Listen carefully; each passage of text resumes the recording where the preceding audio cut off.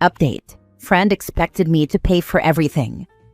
Original post. I just had to cut off an old friend that I rekindled with after I had my son. She has 2 boys. She and her husband are separated but still married legally and living together. Recently, we went to a fair where she expected me to pay for everything. Every time we've ever gone anywhere, I'd pay. The last time we went out, I suggested Applebee's because it's cheaper and I don't mind paying usually. And she said she was expecting something more fancy, as if it was a date. Mind you, I am also happily married. I just laughed it off and we went to Applebee's anyway. Well, recently we went to the fair with our kids for a play date, where never once did I say I was paying because I am not a millionaire and I can't afford to take a family of 3 plus me and my son, so really a family of 5, to the fair. We get there and I'm buying the pass for my son and myself. And she said she left her wallet in her car. No big deal. I'll pay and then she can just Venmo me. I pay for all the passes. We go on rides, we're having fun, and then it's time to eat. We get food at the fair, which was extremely expensive, and her kids are just yelling out what they want, and she has absolutely no control of them. So I hurry to order everything, and this girl has the nerve to add hella more food to the order, which comes out to $110. After we eat, it's getting really hot. Our kids are tired, so I ask her, "Hey, before we leave, can you Venmo me?" She looks me dead in the eyes and says she has no money and that she's broke. Her husband cut her off, basically. And I told her, if you knew that, why the heck did you suggest the fare? And why did you say you would Venmo me? She said that I don't understand, since me and my husband both have good paying jobs, and she's a stay-at-home mom, so it's harder. I didn't know what to say, and I just said, okay, put my son in his stroller and got up to leave, and she follows with her kids. As we are leaving, she has the nerve to say she wishes they could go into this escape room, not included in the passes I bought everyone, and keeps looking at me with these begging eyes. Honestly, it made me feel disgusted, so I said no. We need to go back. It's getting late and my kid needs to nap. We both say bye. Same day she's calling and texting asking for the next hangout and inviting herself to my house, saying she can come right now with her boys. I say I'll get back to her. Now it's been 4 days, and she calls and texts me every day, which I don't respond to. After I told my husband about everything, he told me to absolutely cut her off, and that it's trifling and she's completely taking advantage of me. Has anyone else ever experienced something like this? Now for the top advice before reading the update. Your husband is right. Cut her off. She is not your friend. You are her fun day ATM. Yes, cut her off. But I would communicate in a final text why I'm dropping the friendship, and I won't be responding to any further messages. Then I would block the number.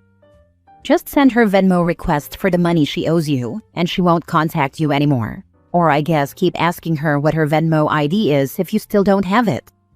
Just know that she may never appreciate all the things you've done for her, and that's okay. I had a friend like this who was recently divorced, and I did so much for her because it was such a bad situation and I felt for her and her children. But she would do the same thing, demanding more and more money and time, inviting herself over constantly. I finally just had to distance myself, and then she deleted me from Facebook and trashed me around town. I bought them a vacation to a water park, would send them meals, take care of her children. I did so much.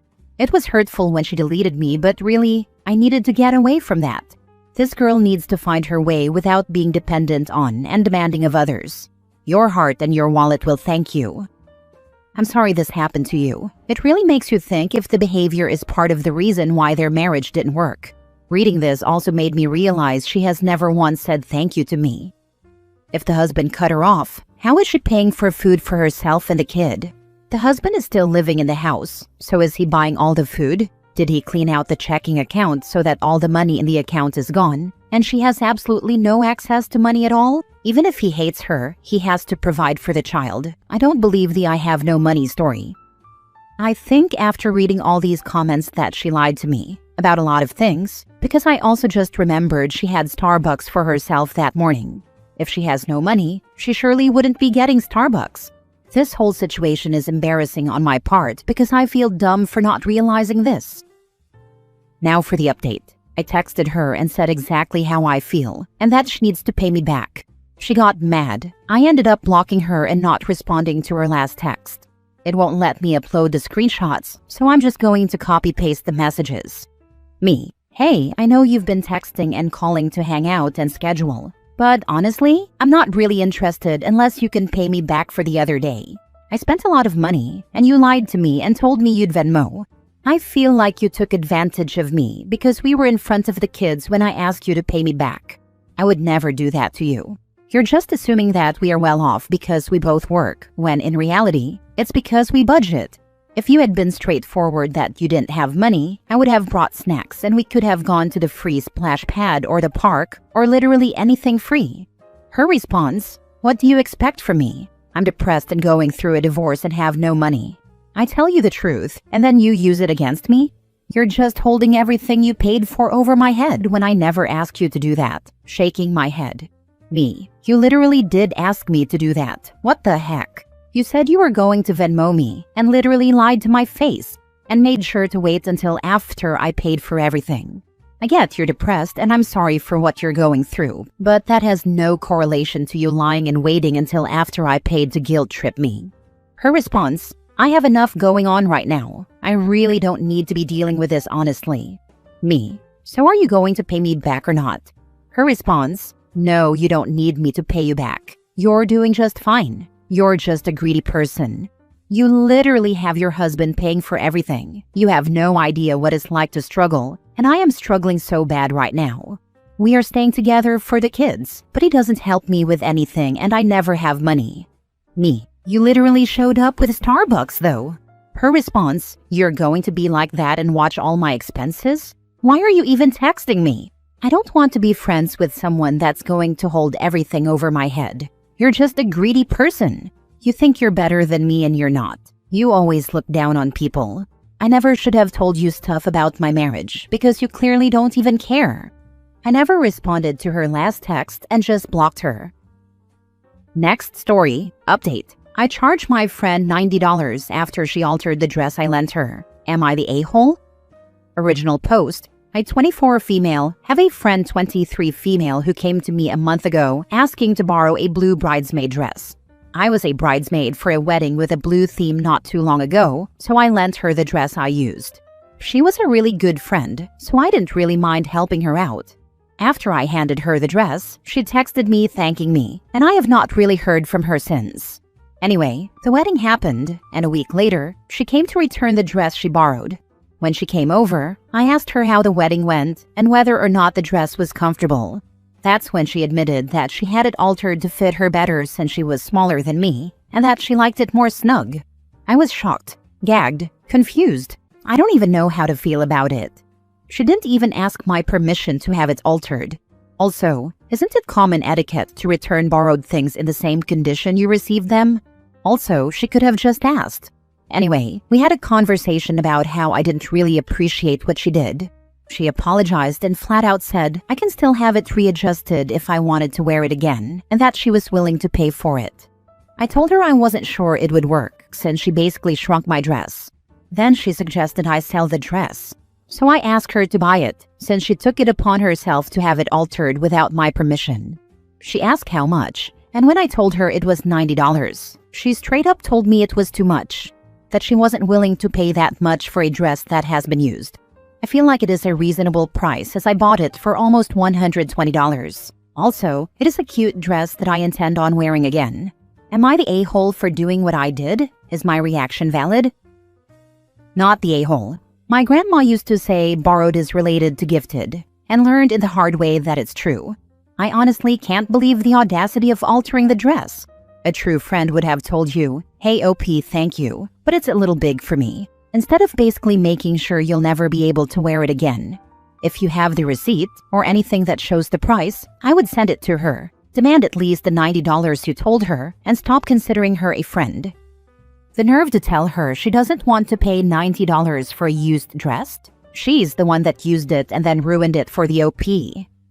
My dad always said to never loan or borrow anything you can't afford to lose, and that advice has saved me a lot of drama. Still, you should be able to trust close friends. Obviously not, though. It's not even always about trust, though. I've loaned people money who could have paid me back, and then circumstances beyond their control kept them from doing so in the time they had said. I once loaned someone a bike, and they had it properly locked up at a bike rack, and someone hit the bike rack with a truck. I don't loan people things I won't be okay losing, because it's about protecting our relationships and myself.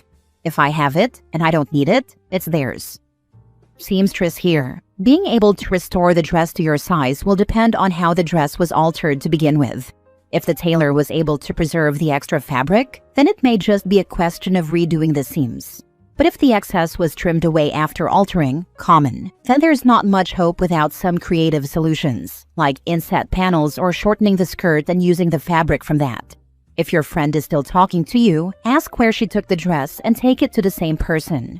Otherwise, a bridal store with an on-site tailor may be your best bet. Ironically, the cost to restore the dress will probably be around $90. Now for the update. Thank you for the comments and messages. Every one of them has been extremely kind and helpful. First of all, I want to address the people saying the original post was made to promote the dress. I literally just wanted to know if there was any chance it could be realtered because my friend was only willing to pay for realteration. Promoting the dress would benefit me in no way whatsoever. Now on that matter, I have spoken to dressmakers, tailors, and dress experts, and they all said that the dress cannot be restored to its original size and form since it is made of satin. I even went to the actual shop where my friend had it altered, but they also said there was nothing they could do. Anyway, my former friend still refused to pay me and is still being a crappy person. Plus, she had the nerve to ask me to just give it to her or sell it to her at a lower price, and it got me wondering if that was her motive all along. She probably knew the dress cannot be realtered. I don't know. After all that, I've decided to just cut her off and take the high road. I honestly don't have the time or energy to chase her down for $90. I know I can buy another cute dress with the $90, but I'd pay triple that to never ever speak to her or see her again. I ended up giving the dress to my roommate who isn't a crappy friend. And thankfully, it fits her perfectly with some minor adjustments on the sides maybe, so at least the dress didn't completely go to waste.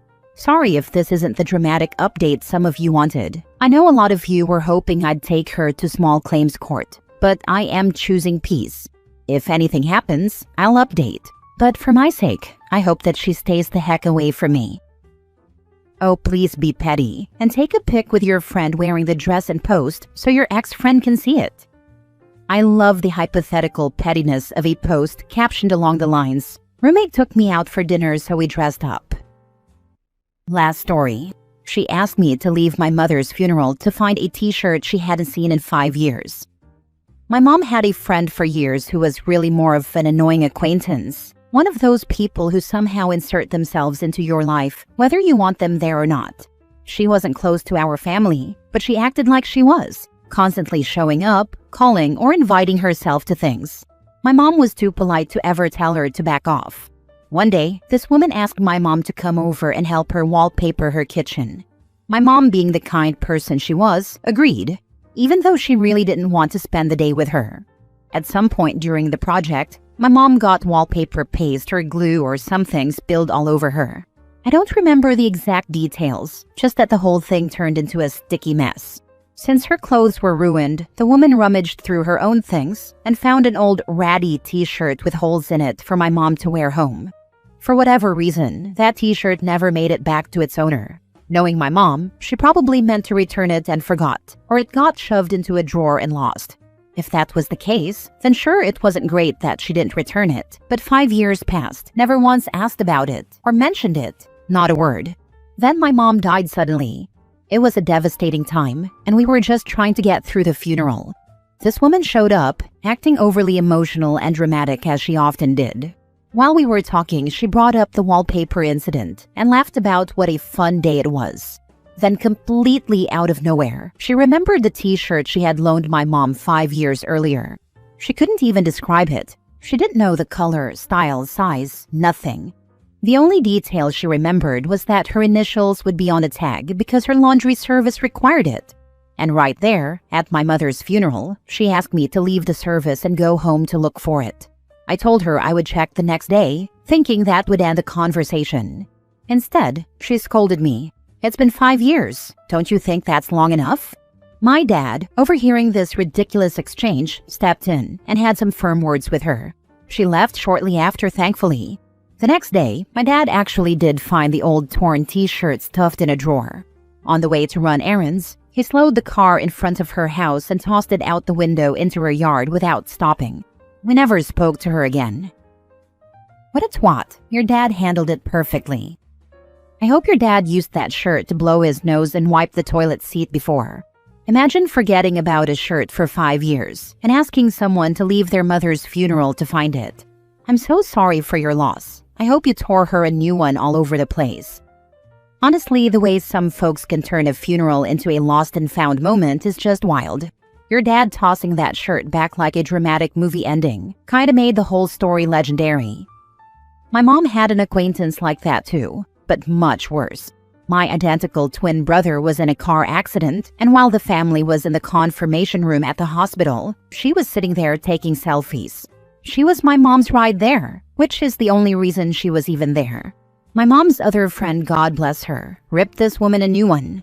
On the day of the memorial, the main service was open to the public, but there was a private dinner for close family only, held by the church. She acted offended that she wasn't allowed to eat. We never spoke to her again. Oh, I've got a good one too. My mom died, and 2 years later my dad began dating this lady. Well, 2 years after that, my dad died very unexpectedly. She called me 2 days after he died and asked me to go to his house and get her all my mom's old lingerie. She then asked if I would send her money every month because she needed help paying her bills. I did neither because WTF. Just no. There was so much more. It was a wild time in my life. Thanks, Dad, for bringing this nutcase into my life.